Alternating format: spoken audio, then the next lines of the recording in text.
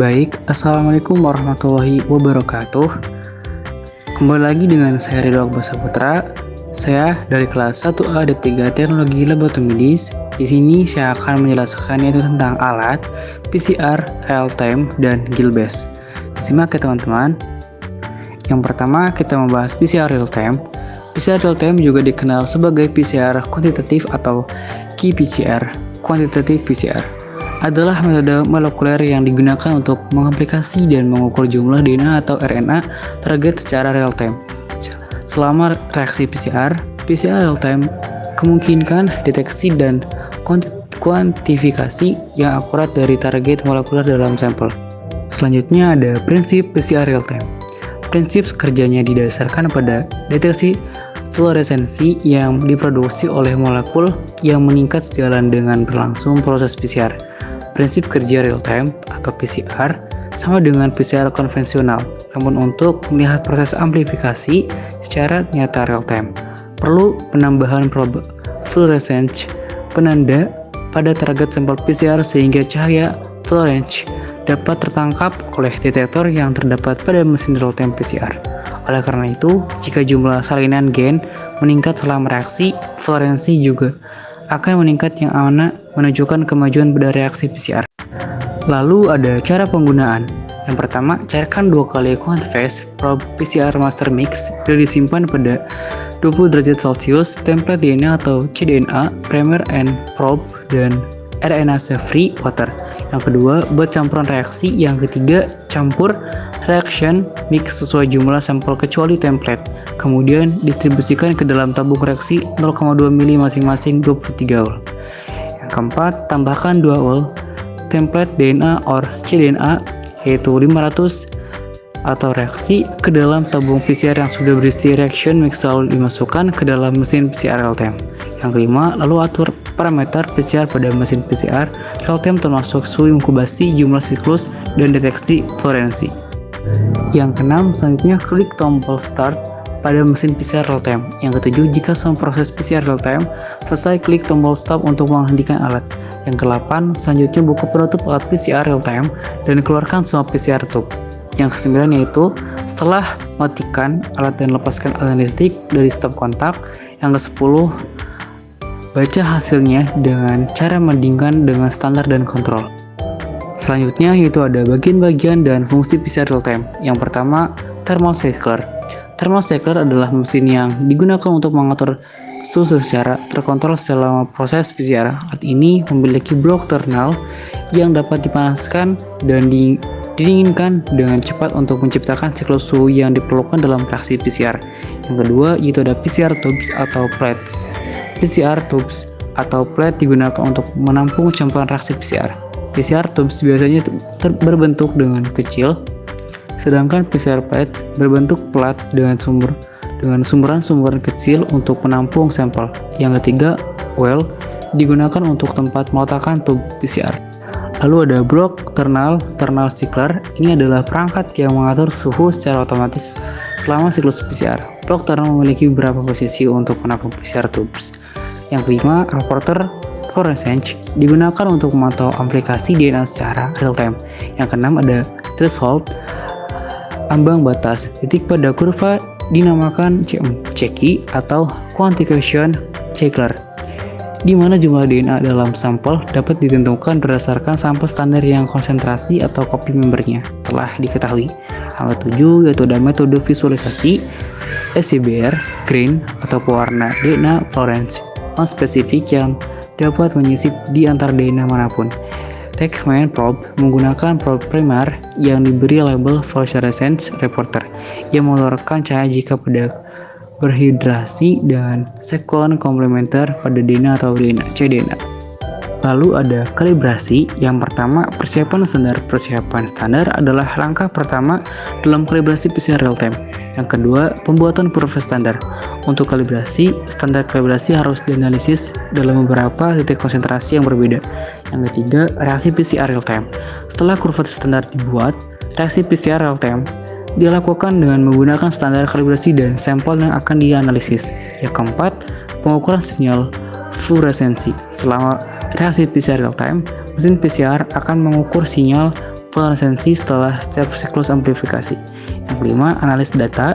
Data fluoresensi yang terkumpul selama reaksi PCR real time dianalisis menggunakan perangkat lunak khusus. Yang keenam, verifikasi dan validasi. Setelah analisis selesai, hasil kalibrasi perlu diverifikasi dan divalidasi untuk memastikan akurasi dan keandalan. Lalu ada troubleshooting. Berikut adalah beberapa penyebab untuk masalah dalam PCR real time dan cara mengatasi atau kontaminasi. Yang pertama, gunakan area kerja yang bersih dan terpisah untuk setiap tahap persiapan reaksi PCR. Yang kedua, gunakan pipet bersih dan filter aerosol untuk menghindari kontaminasi silang. Yang ketiga, gunakan kontrol negatif untuk memonitor kontaminasi. Yang kedua, inhibitor. Beberapa sampel atau bahan mungkin mengandung inhibitor yang dapat menghambat reaksi PCR dan menghasilkan sinyal fluoresensi yang rendah atau tidak ada. Untuk mengatasi inhibitor, langkah-langkah berikut dapat diambil. Yang pertama, lakukan ekstraksi dan pemurnian sampel yang efisien untuk menghilangkan inhibitor. Yang kedua, gunakan pengecaran sampel yang tepat untuk mengurangi efek inhibitor. Yang ketiga, yaitu uji sampel dengan metode alternatif jika terdapat indikasi adanya inhibitor. Kurangnya spesifikasi primer dan probe yang tidak spesifik dapat menghasilkan sinyal fluoresensi palsu atau non-spesifik. Untuk mengatasi masalah ini, langkah-langkah berikut dapat diambil. Lalu yang keempat, yaitu ada kurva amplifikasi yang tidak ideal. Kurva amplifikasi yang tidak ideal dapat mengidentifikasikan masalah dalam reaksi PCR, seperti primer yang tidak efisien atau polimerisasi yang tidak optimal. Untuk mengatasi masalah ini, langkah-langkah berikut dapat diambil. Periksa kualitas primer dan probe yang digunakan. Periksa kondisi internal reaksi PCR seperti suhu dan waktu yang digunakan dalam siklus-siklus. Yang kelima, itu ada kurva standar yang tidak linear. Jika kurva standar tidak linear atau tidak sesuai dengan harapan, ini dapat mengidentifikasikan masalah dalam kalibrasi atau pengecasan standar. Untuk mengatasi masalah ini, langkah-langkah berikut dapat diambil. Yang pertama, periksa kualitas dan konsentrasi standar yang digunakan. Yang kedua, itu ada ulangi kalibrasi dengan standar yang berbeda atau periksa metode pengecasan standar. Yang keenam, ada sinyal lemah atau tidak ada sinyal. Penyebab kualitas template DNA yang buruk atau konsentrasi DNA rendah. Solusinya, verifikasi kualitas template menggunakan spektrofotometri atau electrophoresis scale. Yang kedua, ada optimalkan ekstraksi RNA dan efisiensi transkripsi balik atau RT. Yang ketiga, itu periksa spesifitas dan efisiensi primer. Selanjutnya, yaitu ada pembacaan hasil data. Terlihat output hasil real-time PCR berupa grafik. Terdapat dua sumbu, yaitu sumbu horizontal X dan sumbu vertikal Y. Sumbu horizontal X menunjukkan jumlah siklus PCR, sedangkan sumbu vertikal Y menunjukkan jumlah kopi DNA. Selain itu juga terdapat garis threshold. Terdapat dua sampel yang dicontohkan dalam gambar 2, yaitu sampel warna merah dan warna hijau. Warna hijau merupakan contoh kontrol negatif dan warna merah merupakan contoh kontrol positif.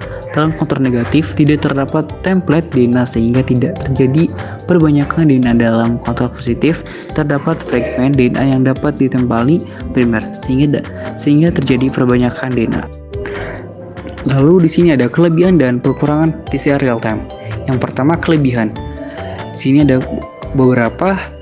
Yang kelebihannya itu, yang pertama ada sensitivitas tinggi, yang kedua akurasi yang tinggi, yaitu ketiga kecepatan tinggi. Kekurangannya ada beberapa. Yang pertama itu biaya mahal, yang kedua ketergantungan pada fluoresensi, yang ketiga kesalahan kontaminasi, yang keempat keterbatasan pada jumlah sampel.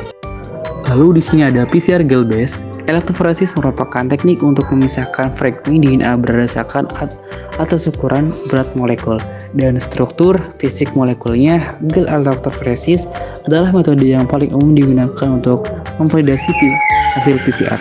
Gel yang biasa digunakan adalah agarosa. Electrophoresis gel agarosa dapat dilakukan untuk memisahkan sampel DNA dengan ukuran dari beberapa ratus hingga 20.000 pasang basa BP. Selanjutnya itu ada penggunaan alat PCR gel base. Yang pertama, pemasakan PCR pada cetakan gel agarosa. Menuangkan larutan agarosa yang cair setelah pemanasan. Yang ketiga, setelah permukaan gel padat, PCR diangkat setelah ditambahkan dengan larutan TBE. Masukkan DNA sampel pada setiap sumuran. Yang kelima, menghidupkan mesin electrophoresis dengan waktu, set voltage, dan arah migrasi yang telah ditetapkan hasil dari electrophoresis. Yang keenam, hasil electrophoresis setelah diamati dengan UV illuminator. Lalu di sini ada bagian-bagian dari fungsi PCR gel base. Yang pertama, power supply menyediakan arus listrik yang stabil dan terkontrol untuk memvalidasi migrasi. Yang kedua ada chamber yang merupakan medium tempat berlangsungnya proses elektroforesis. Yang ketiga loading day berfungsi sebagai pemberat untuk memasukkan DNA ke dalam well agar bisa ditenggelam ke dalam well. Yang keempat, tank buffer berisi buffer untuk menjaga kondisi pH serta karena ada ionnya tertentu memungkinkan adanya aliran listrik. Yang kelima, elektroda berfungsi memisahkan molekul berdasarkan muatannya. Yang keenam ada komsisir yang membentuk well sumur pada sel agarose.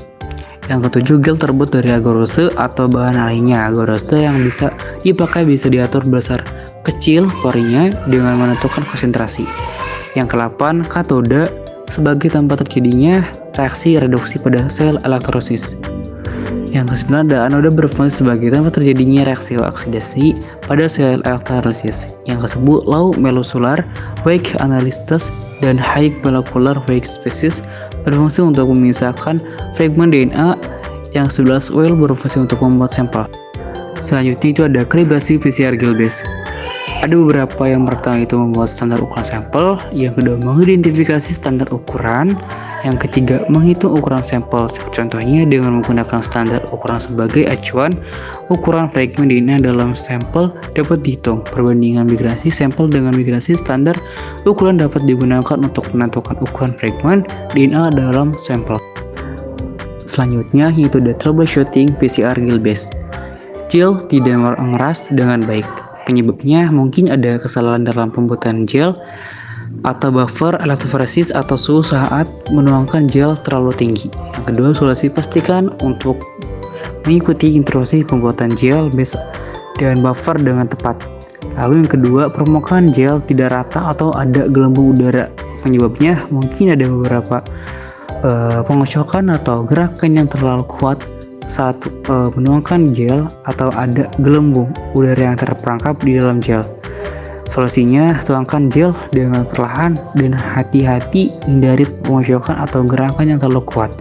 Yang ketiga itu ada resolusi DNA buruk atau ada smearing. Penyebabnya mungkin ada masalah dalam persiapan sampel DNA atau permuatan sampel yang tidak tepat. Solusinya, periksa konsentrasi dan kualitas sampel DNA yang digunakan. Pastikan menggunakan DNA leader atau marker yang sesuai sebagai referensi ukuran. Yang keempat ada DNA tidak bergerak melalui gel, yaitu penyebabnya mungkin ada masalah dengan tegangan listrik atau kondisi buffer yang tidak sesuai. Solusinya, periksa bahwa tegangan listrik yang digunakan sesuai dengan jenis gel yang digunakan. Yang kelima itu ada pita DNA terlalu cepat bergerak atau keluar dari gel. Penyebabnya mungkin ada tegangan listrik yang terlalu tinggi atau gel terlalu panas. Solusinya, kurangi tegangan atau daya listrik menjadi tingkat yang sesuai dengan jenis gel yang digunakan. Lalu ada pembacaan hasil data PCR gel-based. Menginterpretasikan pola pita yang muncul pada gel, lalu membandingkan pola pita dengan kontrol positif dan negatif untuk mengidentifikasi keberadaan atau ketiadaan target genetik yang sedang diaplikasi. Jika pada pita terlihat jelas atau samar menandakan hasil positif. Jika tidak terdapat pita, menandakan hasil negatif. Baik, mungkin itu saja yang bisa saya sampaikan. Kurang lebihnya mohon maaf. Wassalamualaikum warahmatullahi wabarakatuh. Jangan lupa subscribe and like ya teman-teman.